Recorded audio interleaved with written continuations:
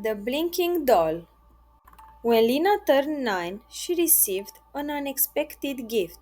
Aunt Safta, a strange old woman who lived alone in an old house at the edge of the forest, had sent her a box tied with a red ribbon. The tag read, "For Lina, take care of her and don't lose sight of her." Lina eagerly unwrapped the package. Inside was a porcelain doll dressed in a green velvet dress with curly brown hair and large green glass eyes that looked far too real. Her lashes were long and curled and somehow looked wet, as if they had just blinked. "Thank you, I guess," Lina murmured, slightly confused. The doll was beautiful, but there was something odd about it. Something that made you not want to hold it too close. That night, Lina placed the doll on the bookshelf between her fairy tale books and she went to sleep.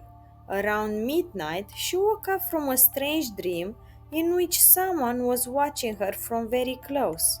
When she opened her eyes, her room was quiet, but something felt out of place. She looked at the shelf. The doll was still there, but it seemed to be in a different position. Lina sat up in bed. She laughed, a little unsure.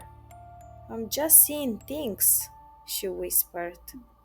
But the next evening, the doll was no longer on the shelf.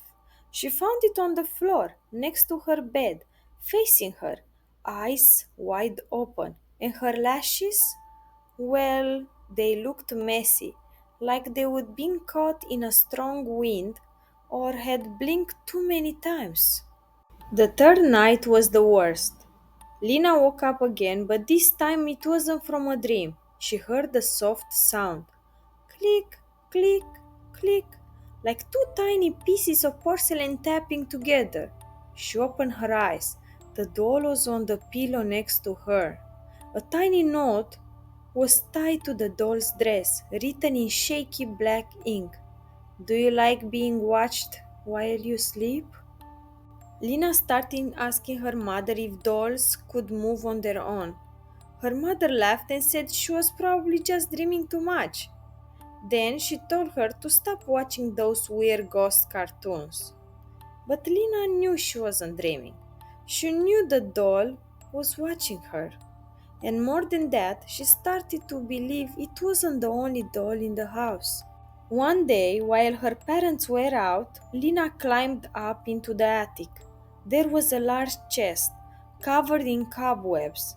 When she opened it, she found dozens of old porcelain dolls, all with closed eyes and lips stitched shut with red thread. Only one had its eyes open, the one she had received. That night, Lina decided to get rid of it. She placed the doll in a bag and went out to the garden, where she buried it under a tree. She sighed in relief and slept peacefully that night. But in the morning, the doll was back in her bed. And on the bedroom mirror, written in foggy letters, "You promised to take care of me." Lina knew she had to do something. She searched the box from Aunt Safta again, tore it apart, and inside the double wall she found a hidden note. Her eyes see what they shouldn't. If she blinks 3 times, leave. If she smiles, it's too late. That night, Lina sat on the floor in front of the doll and waited. The doll blinked once. She blinked a second time, and just as she was about to blink a third, Lina smashed the mirror with a lamp. The glass cracked, the room filled with wind, and the doll let out a sharp sound, like a muffled baby crying. When everything settled, the doll was still again, but something had changed. Her eyes were closed, and her lips sewn shut with red thread.